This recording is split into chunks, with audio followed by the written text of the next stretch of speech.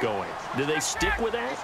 I would think that they would, because if they were confident enough to do it on the last drive, starting backed up in their own territory, why would you change anything? They've got to be confident about what they're presenting and continue to do so. Yeah, because the secondary, they really look clueless. And that was amazing because that drive went and went, no adjustments, and no big plays by the defense to knock the ball away. It's a gain of 4 there, and it gives them a new set of downs. And now it looks like they're going to be in the hurry-up. On first down, Ryan. It's caught, left side, Tammy. That's going to go as a loss of a yard, and it'll be second down. A pass for negative yardage, obviously no good. Maybe he shouldn't have thrown it, or maybe he shouldn't have caught it. And I think we were seeing it at the same time, weren't we? Maybe you let that one go, right? Because you can see the lost yardage about to develop, but that goes against every instinct of a receiver. They're taught to catch everything, so it's really hard to be mad at him and yell at him for trying to make that play.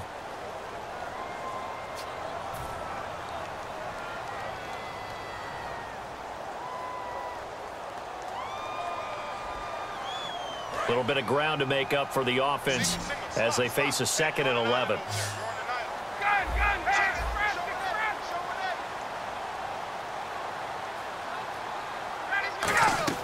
Now Ryan on second down.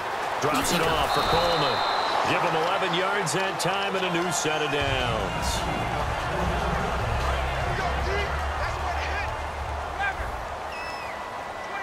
They come out here in the eye. Coleman. And he's brought down. They'll get 17 yards there. And it'll be first down, Atlanta. It's really come into vogue to talk about the different gaps that a defense tries to attack in an offensive line.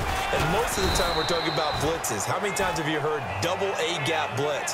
But where is the A-gap? It's the space between the center and the guards, either side. So when you're having a double A-gap blitz, there's 2 guys coming through that gap. In this situation, though, that A-gap wasn't open for the defense to exploit.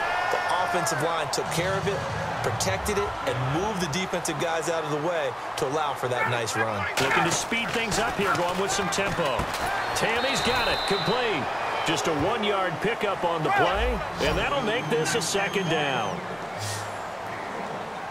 Possible run anticipation here as the D-line sandwiches together.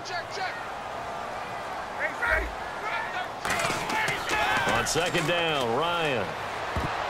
And his throw's going to be incomplete. He was looking for his tight end, Jacob Tammy, there. And they're going to have a third down. Usually when we talk about concentration and catching the ball, it's about the receiver. In this case, it's the defender who had the great focus knocking it away. Play number 9 on the drive coming up, and they need 9 yards on third down.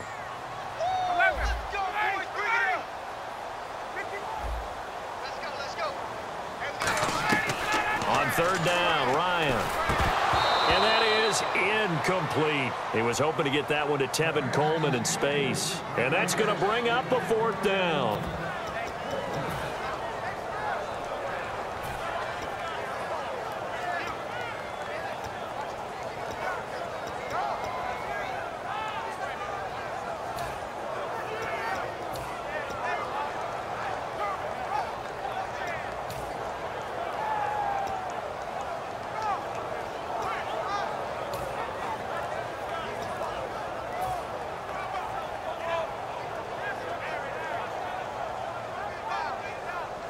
Tie game, 4th quarter, and they're going for this thing on 4th down. 4th down. Here's Ryan. And the Niners get there and bring him down. The Falcons go for it, but it doesn't work out. In there to bring him down for a loss of 7.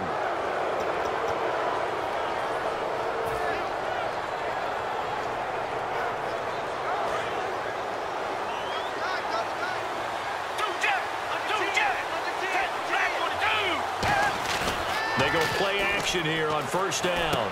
And he connects with Vance McDonald. And he's going to get this one down right to the edge of the red zone to the chalk of the 20. I don't know whether I want to be a fly on the wall or not when they hear the explanation of how one of the bigger targets on the field, the tight end, could be that wide open and uncovered downfield. Who blew that assignment? Somebody did. No doubt about it. There's no way you're not going to account for him. Grady Jarrett with the tackle.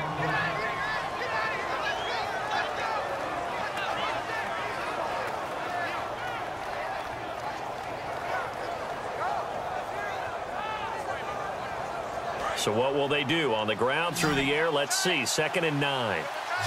They'll come out in the pistol. Back to the ground. This time it's Hyde. And able to push his way forward here for a good little gain. Call it a gain of 5 that time, and they'll be left with a 3rd and about 4. On any running play that's called, they're always hoping that it's going to break big and go the distance.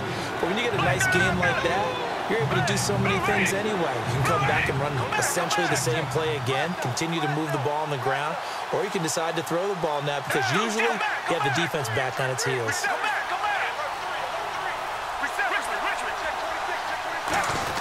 They'll run it. Here's Hyde. And he has the first down before he's tackled at the 5. It's an 8-yard pickup, and it leads to a 1st and goal. That was a good run, and it got to the 2nd level. And what I mean by that is that's where the linebackers usually play. First level being the defensive front, last level being the secondary. But the strong safety position ended up making the tackle, and oftentimes we call them a hybrid. Combination defensive back, combination linebacker. We saw the linebacker make the stop.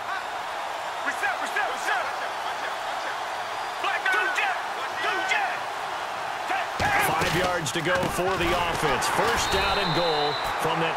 And now a timeout defensively by the Falcons. Time for a break. It's just their first. They've got 2 more to use here in the final stages.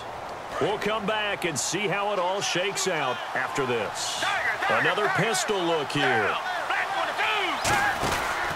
They go again with Davis. And he's going to take it in. Touchdown, San Francisco. Mike Davis, an 8-yard touchdown run. And the 49ers have moved out in front. And there's the go-ahead touchdown. And so likely will kick an extra point. But to me, I'm looking forward. Special teams now with your kickoff. And then your defense, that's where the pressure shifts. Yeah, because there's plenty of time left on that clock. Anytime you're over a minute in the NFL, there's a chance. That's fielded in the end zone. And last year, that would have been a net gain of 5 on the return. This year, he stopped where he would have been if he had taken a knee, and that's at the 25. Now the Falcons on. And now the 49ers signal for a timeout defensively. It's just their first. They've got 2 more to use here in the final stages.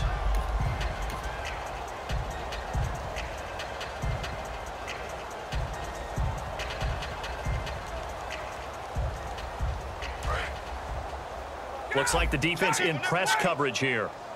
So the D-line's going to spread out. They'll start out on the ground with Coleman. And he's brought down. And a nice carry there of 15 yards. All right, it's football 101 to know that the quarterback controls just about everything on offense. But a lot of times what gets missed is that the center controls line play. He has to communicate to the guards and the tackles what type of front they're facing, how they're going to block it, and what adjustments need to be made sometimes on the fly as a defense will shift. Give the center a lot of credit because for the most part, he's got big defensive linemen over his face all game long that he's got to try and block and protect his quarterback and create space for his runners. In this case, he did a really nice job of communicating and executing. And he gets this one across midfield for the first down to the 46. And now they're in the hurry-up. He's back to throw. Complete over the middle to Hardy. Good. And the 49ers going to take another timeout. That'll leave them with just 1 remaining in this 4th quarter of play.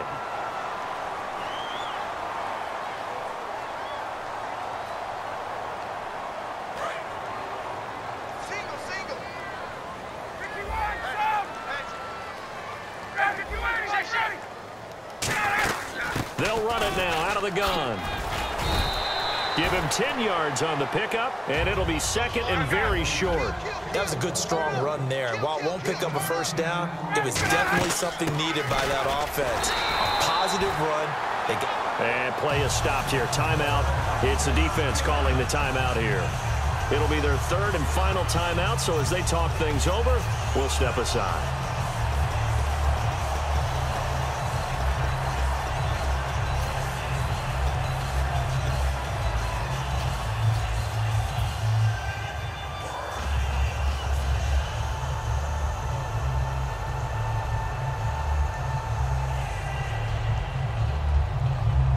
Offense walks to the line for play number 7 of the drive.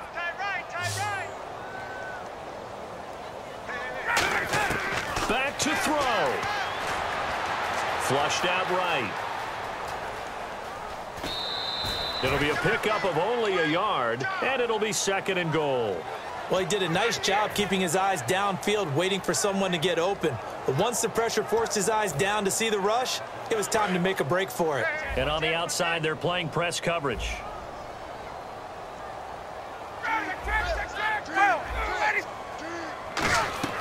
He'll look to throw, and that is incomplete.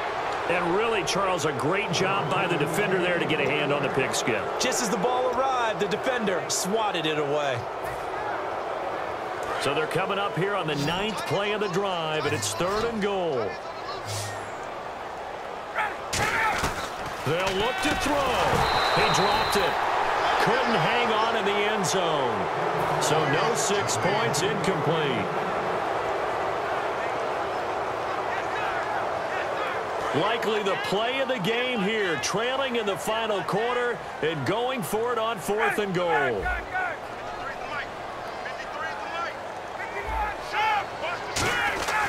Here we go. It's Ryan on 4, and it's caught. It's a touchdown. So they rally here in the final minute, and they're an extra point away from tying this game. And while it appears the heavy lifting was accomplished by scoring the touchdown, they're still down 1. That extra point is not a gimme. So here comes the kickoff now, all even here in this 4th quarter.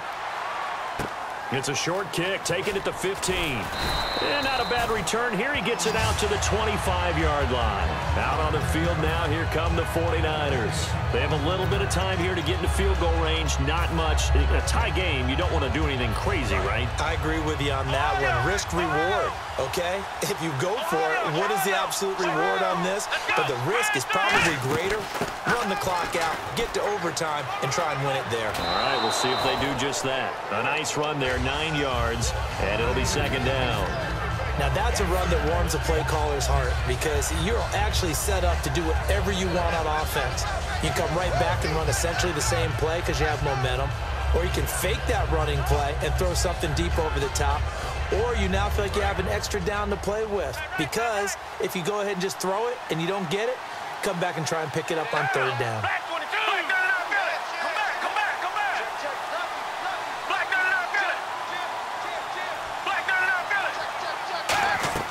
Gabbert to throw. And McDonald here over the middle. And brought down, but not before reaching the 45-yard line. And quickly they get to the line.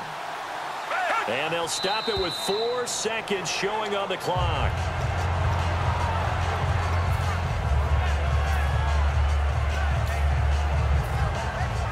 Ten yards still left on 2nd down. 5 wides in the game, 4 of them to the right side.